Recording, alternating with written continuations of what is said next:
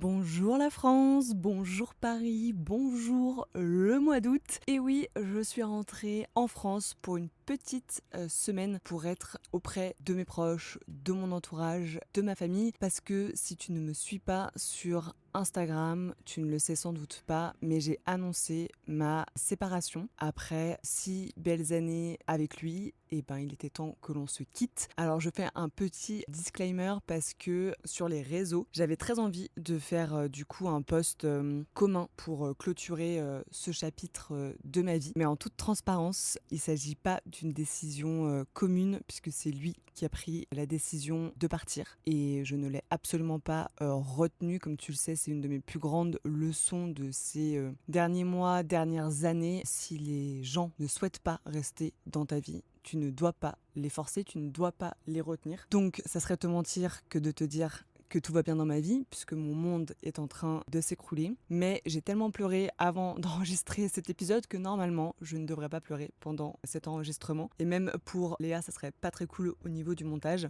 Mais voilà, je voulais juste le dire vraiment ici, donner la vraie version entre guillemets ici, parce que c'est vraiment ma safe place. Et c'est vrai que je me voyais pas dire sur Instagram que en gros, c'est lui qui avait décidé. Je voulais que ça se termine bien. Je voulais qu'on laisse une dernière belle image, parce que du coup, même si mon monde s'écroule et que je sais pas encore si je vais m'en remettre, le fait est que ça reste les 6 plus belles années de ma vie et que ça reste une très belle personne. Donc je voulais terminer les choses correctement. Donc bien sûr c'est méga frais, donc je ne vais pas aborder le sujet pour le moment. Ça serait trop émotif, trop à chaud, mais je compte bien faire des épisodes du coup sur cette rupture, cette séparation, ces 6 dernières années, tout ce que ça m'a appris, tout ce que ça me permet aussi aujourd'hui de voir pour mon futur. Mais le fait est que quand ma vie perso ne va pas, ma vie pro ne va pas non plus. C'est un vrai sujet pour moi. Après, j'ai été hyper rassurée par toutes mes amies entrepreneuses qui m'ont confirmé que c'était la même chose pour elles. Et c'est vrai que quand t'es salarié, au final, y a des avantages, comme le fait est que t'es obligé d'aller bosser et que du coup, comme tu vas bosser, ça t'évite de penser à ce genre de drame, parce que pour moi ça reste quand même un drame. Après on s'entend, personne n'est mort, je sais, mais pour moi ça reste quand même dramatique pour ma vie, parce que si tu ne le sais pas, on était H24 ensemble, donc là le vide est assez intense. Mais voilà, le fait est que pour moi dans chaque étape, chaque épreuve, on apprend des choses. Et comme là j'étais aux US et que j'avais quand même un très gros décalage horaire, en fait j'ai tout de suite compris un truc, c'est qu'il fallait que mon business soit au service de ma vie. Et c'est quelque chose qui me travaille depuis à peu près 1 an. En fait, j'ai commencé à prendre conscience de ça en lisant le livre Solopreneur de Tony Neves. Si tu n'as toujours pas lu ce livre, je te conseille d'y aller les yeux fermés. Franchement, ce livre est une masterclass. À moins de 20 €, t'as genre l'équivalent d'une formation à 2000 balles dedans. Donc je te mettrai le lien du bouquin dans la description de cet épisode. Vraiment, quand j'ai lu ce livre, c'est tout simplement ça en fait. C'est genre, je crois la baseline de son livre d'ailleurs, c'est que en fait quand tu traverses une tempête, en fait le monde ne s'arrête pas de tourner, tu vois. Et continuer à gérer tout mon business dans cette espèce de brouillard intemporel et mental, en fait en ce moment c'est juste pas possible pour moi. Et du coup, le fait est que ça fait 1 an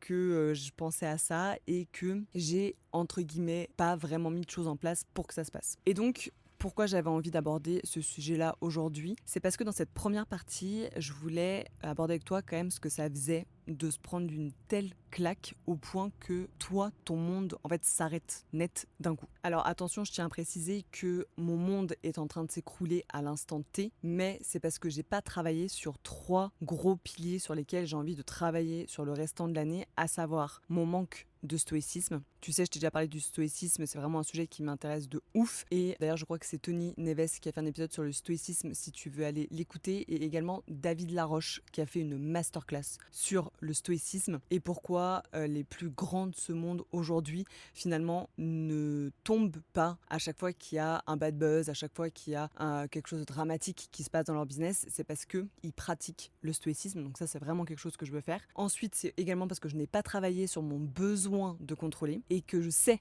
qu'il faut que j'arrête de vouloir tout contrôler. En vrai, j'ai déjà travaillé quand même pas mal sur moi pour plus lâcher prise, mais finalement, c'est pas parce que tu lâches prise que tu ne contrôles pas. Je m'en suis rendu compte vraiment ces dernières semaines, ces derniers mois. Donc là, il faut vraiment que juste j'arrête de contrôler les choses. Et le troisième pilier sur lequel j'ai envie de travailler, c'est par rapport à mes attentes. Parce que ça, c'est quelque chose qui est revenu, je dirais, via 3-4 amis, surtout suite à ma séparation, où en fait elle me disait que mon monde s'écroule parce que la déception est telle que j'avais de trop grandes attentes. Alors, l'idée n'est pas de baisser mes standards, l'idée n'est pas de plus avoir d'attentes, mais en tout cas que les attentes que j'ai ne soient pas aussi exigeantes, ne soient pas aussi puissantes, ne soient pas aussi hautes, ne soient pas aussi fortes pour limiter mes déceptions. Et du coup, avec ces 3 piliers-là, si il m'arrive à nouveau un drame, quelque chose d'incontrôlable, quelque chose de déceptif, et ben en fait, je ne m'écroule plus. Donc ça, c'est vraiment déjà les 3 piliers que je voulais partager avec toi, sur lesquels je vais devoir travailler, et peut-être que ça résonne aussi en toi, peut-être que tu aurais besoin de travailler sur certaines choses. Et depuis cette séparation, j'ai rajouté une phrase, d'ailleurs dans mon vision board, qui est créer un business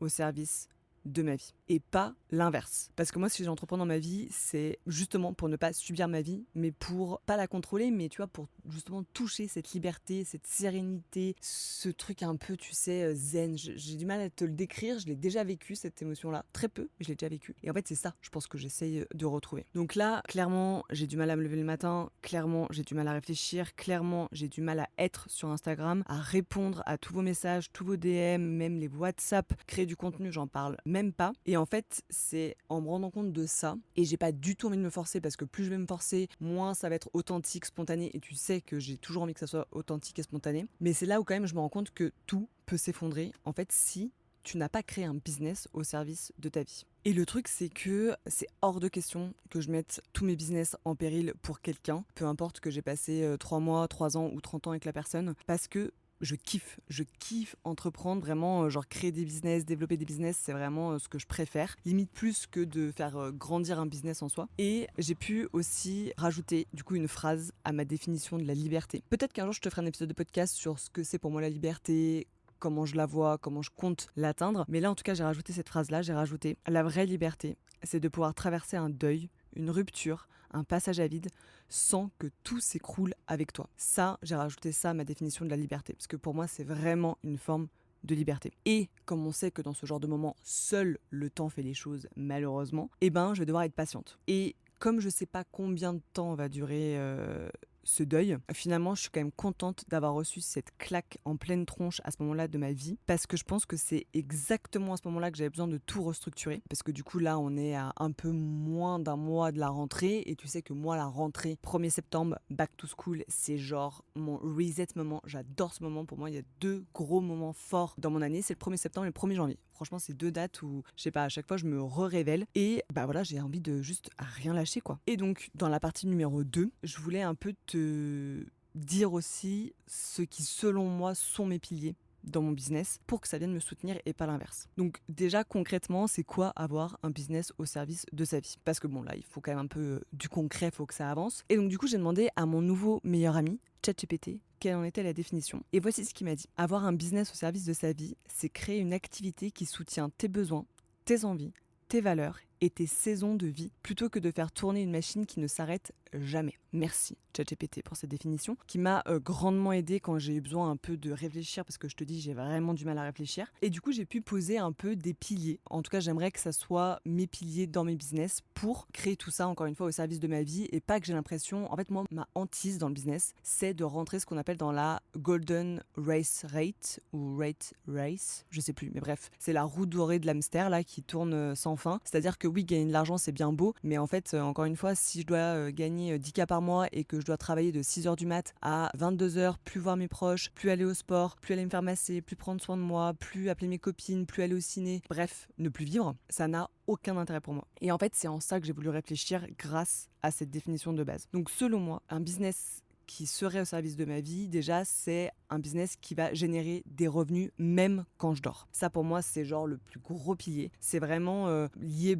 au côté revenu passif. Donc, encore une fois, revenu passif, il faudrait que je fasse une définition, mais pour moi, rien n'est passif dans la vie. À un moment donné, il faut savoir passer à l'action, il faut savoir mettre des choses en place. Mais mon objectif, c'est quand je me lève le matin, avoir des notifications Stripe, de paiement, de mes formations, de mes produits digitaux, de mes coachings ou des propositions de collaboration en création de contenu ou en marque blanche. Selon moi, c'est aussi un business qui va respecter mon énergie et mon rythme naturel. J'ai fait un épisode il y a pas longtemps sur le reset énergétique. Vraiment là, mon énergie, c'est un truc où je me rends compte, c'est tellement vital. Vraiment, ça fait partie de mes 3 piliers avec l'argent et le temps, et j'en démords pas. Pour moi, c'est tellement important. En fait, si t'as pas d'énergie, mais rien ne va, je trouve. Enfin, tu sais, je fais tout un peu parce que je me sens forcée de le faire. Je sais pas comment expliquer, mais vraiment, j'ai envie que mon business respecte mon énergie. Ça veut dire même mes cycles, tu vois. Par exemple, quand j'ai mes règles, bah en fait, si je veux ne pas travailler pendant 3 jours, bah en fait, il faut que je puisse ne pas travailler pendant 3 jours et que je puisse prendre soin de moi. Et donc, le troisième point qui va un peu avec ça, c'est que j'ai envie que ce soit un business qui me permette de faire des vrais breaks. Mais là, c'était plus dans le sens vacances. Vraiment, genre là, je me rends compte que depuis que je suis entrepreneuse, donc une dizaine d'années, en fait, j'ai jamais vraiment pris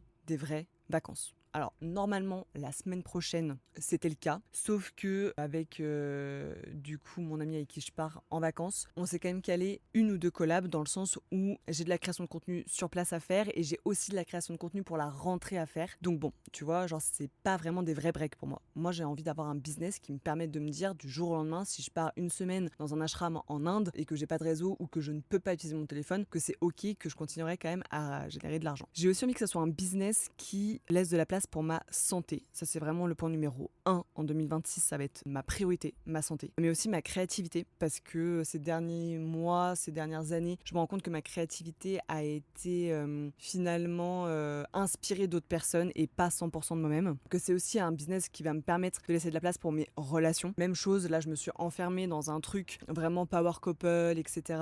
Et en fait, j'ai vraiment envie de laisser plus de place à d'autres relations. Voilà, bah, je vais pas te raconter toute mon histoire familiale, mais mon petit frère m'a écrit quand il a su pour ma rupture et j'avais pas de nouvelles de lui depuis des années. Donc forcément, ça m'a beaucoup touchée, quoi. Et c'est là où je me suis dit, ouais, en fait, c'est un peu dommage que les gens t'écrivent quand il t'arrive des drames, mais j'étais hyper reconnaissante qu'ils fassent ce geste-là de m'écrire. Il y a des personnes qui m'ont écrit, qui m'ont appelé, que j'avais pas de nouvelles depuis des années aussi. Et c'est vrai que du coup, bah, je me rends compte que c'est peut-être mieux que je finisse seule, mais avec des personnes sur qui je peux vraiment compter, plutôt que de m'enfermer dans une histoire de power couple, même si de base c'est ma vie de rêve, hein. Donc pour le moment j'y renonce pas, faut que je travaille dessus, faut que je vois comment je vais faire ça pour ne pas avoir encore une fois trop d'attentes, mais finalement de trop m'enfermer, après tu vois tu passes à côté de la vie des gens et la vie va tellement vite que c'est vraiment dommage, mais j'ai vraiment envie que ce soit un business qui me permette de faire ça. Après ça a été déjà le cas, hein, parce que depuis que j'étais en couple depuis 6 ans, j'ai des amis qui ont connu des drames dans le même sens et j'ai toujours été là pour elles, à les appeler jour et nuit, à rentrer s'il faut prendre un billet d'avion, donc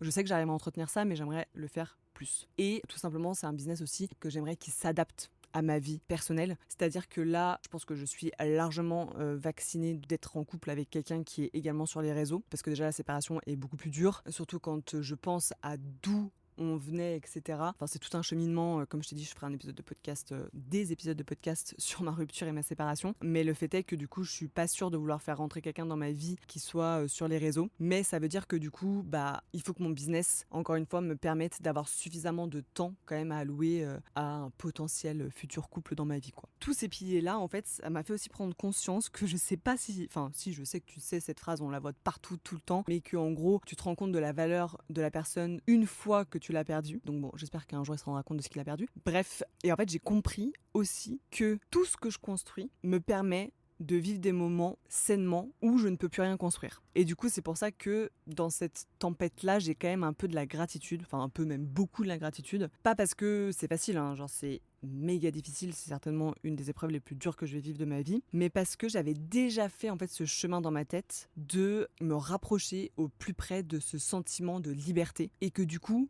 je me dis mais heureusement, genre je me remercie tu vois d'avoir pensé à ça avant, parce que genre là maintenant s'il m'avait quitté à cet instant-là et que j'avais pas développé mes business comme je l'ai fait, et du coup je vais t'en parler après aussi de toutes les actions que je vais mettre en place, je pense que je l'aurais encore plus mal vécu parce que j'aurais vraiment eu l'impression entre guillemets de ne plus rien avoir pour moi, quoi. Et c'est une période aussi qui me rappelle pourquoi est-ce que je persévère autant avec cette vision de la liberté dans l'entrepreneuriat, tout simplement parce que voilà, tu me connais, moi mon truc c'est pas forcément de faire toujours des trucs bling, toujours des trucs luxe, etc. Ou voilà, j'aime pas avoir l'air occupé pour être occupé ou me donner de l'importance, franchement tout ça je m'en fous. Mais moi par contre j'ai vraiment envie d'avoir quelque chose qui soutienne ma vie, genre ma vraie vie, avec mes ups, mes downs, mes doutes, mes coups de gueule, enfin tout ce que tu veux, tu vois. Et justement, j'ai pas envie de sentir que c'est fragile ce business là, tu vois. Et là aujourd'hui, je sens que c'est fragile parce que j'ai pas mis les choses en place. Mais donc du coup, les prises de conscience, c'est bien mesdames, mais là on va passer à l'action. Donc, j'ai noté des choses à mettre en place assez rapidement. En tout cas, j'aimerais commencer à vraiment faire ces démarches là en août pour qu'en septembre, ça soit plus que de l'application, si tu veux. Donc là, clairement, je te parle principalement de business, mais encore une fois, j'invite toutes les femmes à mettre en place des actions au service de leur vie pour gagner en liberté. Même si t'es salarié, même si t'es maman, même si t'es en couple, même si t'es célibataire, même si t'as plus de 40 ans, même si t'as moins de 20 ans, on s'en fout. Tu dois mettre en place des choses pour te sentir libre. Donc, moi, l'action numéro 1, et je l'ai mis en numéro 1 parce qu'en soi, je l'ai déjà pas mal fait, mais c'est de m'entourer d'une équipe. On pense souvent que d'ailleurs recruter, moi la première, c'est réservé au gros business. Alors qu'en fait, pas du tout. Pour moi, ça a vraiment été une décision vitale pour aller plus loin. Et je t'en ai déjà parlé dans d'autres épisodes par rapport à mes recrutements, etc. Mais c'est surtout parce que du coup, quand je suis à plat, j'ai plus vraiment d'énergie, même plus du tout en fait. Et j'ai besoin de personnes qui prennent le relais. Donc, comme tu le sais, je me suis créé déjà une sécurité mentale en m'entourant des meilleurs. Donc pour moi, j'ai les 3 meilleurs sur le marché aujourd'hui de l'entrepreneuriat, à savoir Léa, qui est là pour toutes mes tâches opérationnelles. Donc, elle fait tout. Elle gère mes mails, elle monte mes épisodes de podcast, elle fait toute la création visuelle de mes produits, elle est dans le Discord pour ma communauté pour booster les filles à justement atteindre cette liberté. Ce que j'adore avec Léa, c'est qu'on se parle tous les jours, vraiment tous les jours. C'est devenu, je pense, le plus grand pilier de ma vie. Et franchement, quand je lui avais fait le call de l'entretien, j'avais été hyper émotive parce que, je sais pas, je me suis dit, wow, en fait, c'est moi en double. Et du coup, c'est exceptionnel de travailler avec elle parce que les émotions que je ressens, par exemple, là par rapport à ma séparation, elle savait exactement ce que je ressentais. J'avais pas besoin de lui expliquer, en fait elle savait, elle arrivait à décrire, parce que moi franchement là je suis dans un état où j'arrive même plus à décrire ce qui se passe dans ma tête, elle arrivait à décrire exactement ce qui se passait et du coup elle arrivait à anticiper ce qui allait se passer, ce qui fait que je me sens tellement rassurée. Enfin franchement je préfère avoir une Léa que d'avoir un mec dans ma vie, hein. Clairement là il y a pas photo, elle a réussi à communiquer des choses exceptionnelles et au-delà de ça juste elle taffe méga bien. C'est quelqu'un quand je lui demande de sortir de sa zone de confort pour faire tel ou tel truc qu'elle a jamais fait avant en termes de tâches, elle est pas là à me dire ah non ça je me sens pas ou je vais pas y arriver ou machin. Elle est en mode genre ok je sais pas faire mais je vais apprendre, je suis là pour ça. Et c'est ce que je trouve exceptionnel et j'adore ce genre de mindset. C'est que pour moi si tu veux, parce que finalement elle est aussi entrepreneuse parce que je la prends en tant que freelance, pour moi si tu veux être une bonne entrepreneuse tu dois toujours te remettre en question, rajouter des compétences à ton arc, etc. Donc franchement, meilleur recrutement de toute ma vie. Ensuite, la deuxième personne, tu la connais depuis maintenant 2 ans et demi. C'est Jessica que j'avais rencontrée au Japon en mai 2023. Purée, ça date de ouf. Et du coup, Jessica, c'est celle qui m'a aidée à me lancer officiellement dans le business en ligne parce que j'avais absolument aucune confiance en moi. Pour moi, tout me semblait beaucoup trop loin, beaucoup trop compliqué, beaucoup trop pour les autres, mais pas pour moi, quoi. Et voilà, on a réussi à faire le lancement du passeport ensemble. Là, elle m'accompagne du coup sur tous les autres produits que j'ai envie de lancer et que je vais lancer. Il y en a qui sont en cours de création, il y en a qui sont sur une belle to-do list de choses à faire pour 2026. Et voilà, elle gère toute la partie storytelling, copywriting et clairement... Genre quand tu vis ce que je suis en train de vivre, t'as envie que quelqu'un raconte ton histoire pour toi. Vraiment.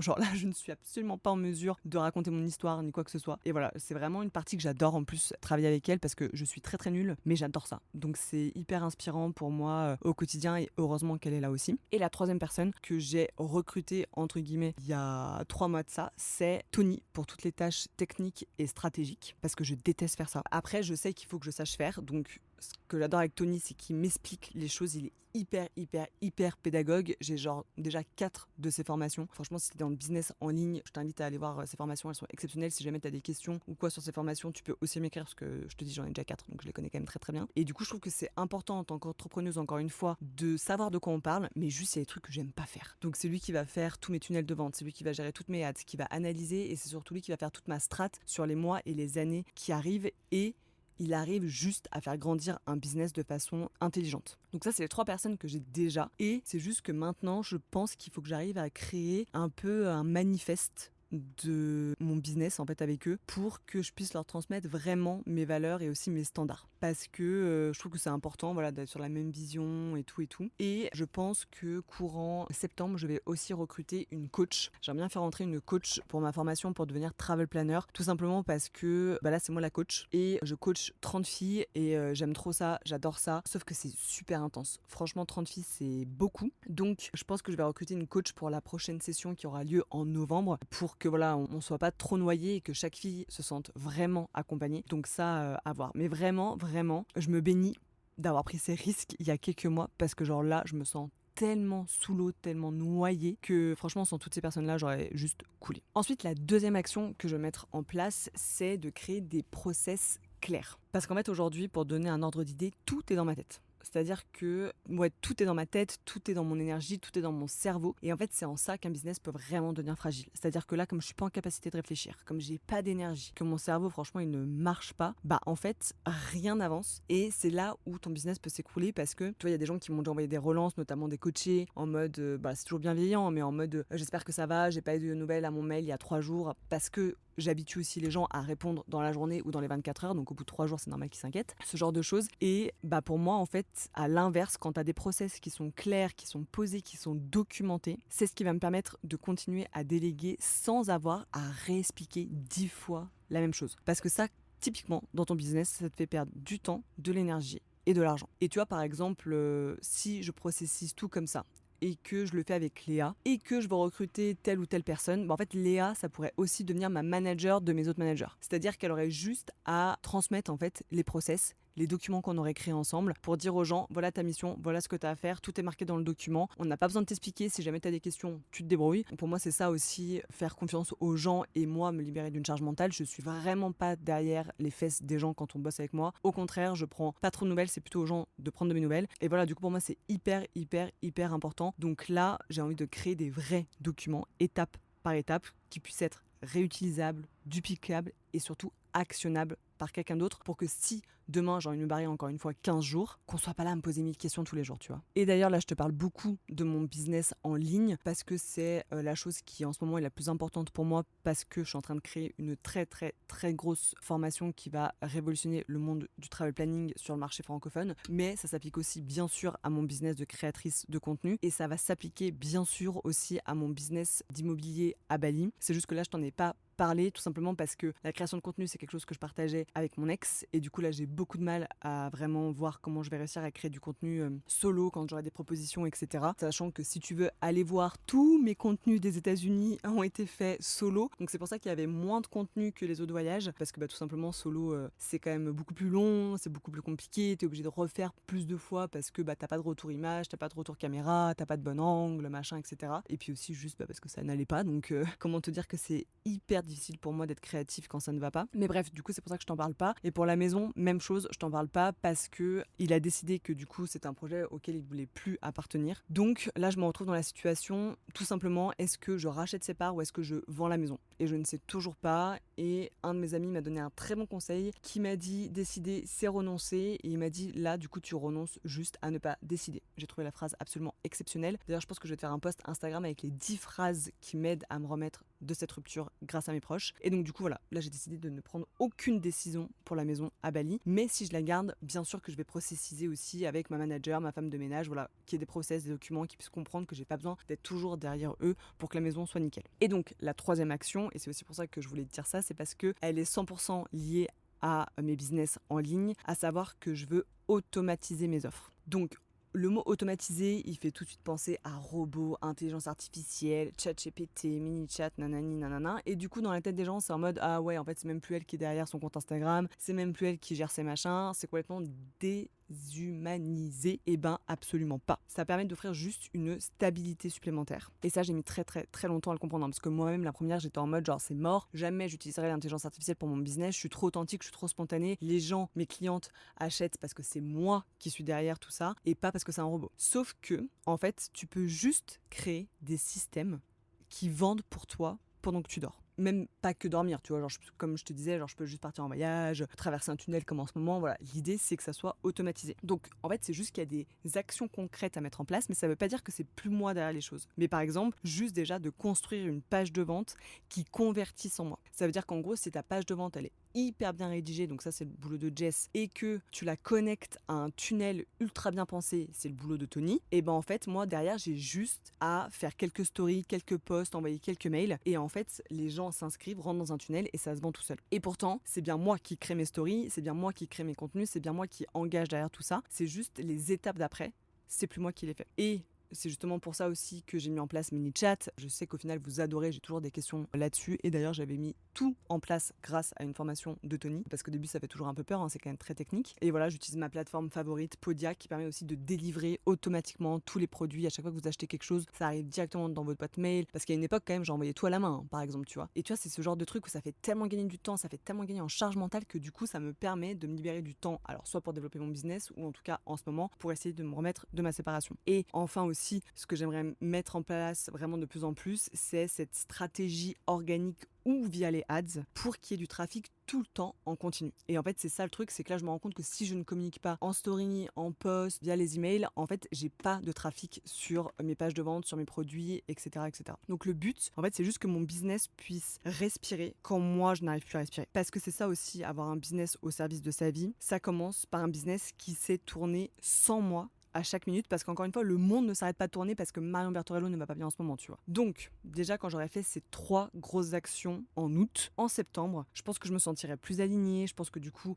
je serais aussi plus sereine. Vraiment, la préparation de la rentrée, c'est quand même quelque chose qui m'excite, donc je suis quand même contente finalement que ça arrive maintenant et pas genre en plein mois de septembre. Mais voilà, ça me permet aussi d'avoir du temps un petit peu pour moi. Donc, en vrai, j'ai pas de solution miracle là comme ça. J'ai juste une conviction au fond de moi que mon business, il est là pour me porter et il est pas là pour m'écraser, tu vois. Et c'est vrai que ces dernières semaines, ces derniers mois, d'ailleurs je te l'ai dit dans plusieurs épisodes de podcast, notamment dans mon dernier Tea Room, je sentais que la vie m'écrasait un peu. Tu vois, j'avais du mal à respirer, j'avais beaucoup de mal à dormir, je pleurais beaucoup, enfin il y avait plein de choses. Et du coup, le fait de faire ça là, ça me permet de me dire, ok, le jour où je retraverse encore une tempête, c'est pas grave, mon business tourne et moi je peux vraiment avoir du temps pour me concentrer sur moi, et c'est vraiment ça pour moi le luxe de la liberté. Donc si jamais tu connais une entrepreneuse, ou même pas une entrepreneuse, encore une fois, qui traverse une période compliquée, qui a du mal à avoir une vision, qui est à la recherche de cette sérénité, de cette paix, de cette liberté, et ben partage-lui cet épisode. Je pense que ça pourrait lui faire le plus grand bien, parce que des fois on a juste besoin d'un petit rappel comme ça. Donc voilà, et si cet épisode t'a plu, encore une fois, n'hésite pas à le noter, ça m'aiderait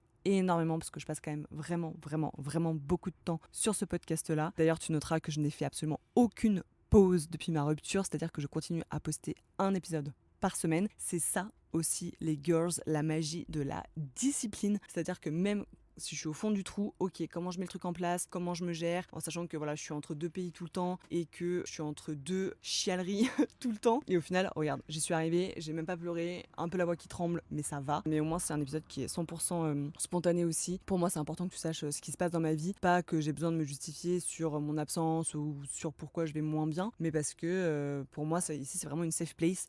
On est vraiment un groupe de copines. Et ouais, c'est important pour moi que tu saches aussi que je peux traverser des moments compliqués comme tout le monde. Je vais m'en remettre comme tout le monde, mais là je suis vraiment dans le creux du creux du creux. Donc le mois d'août, je pense, va être dédié principalement à ça, pour que je puisse encore une fois arriver à la rentrée beaucoup plus sereine. Merci en tout cas de m'avoir écouté, et du coup je te retrouve la semaine prochaine dans un nouvel épisode de La Comète.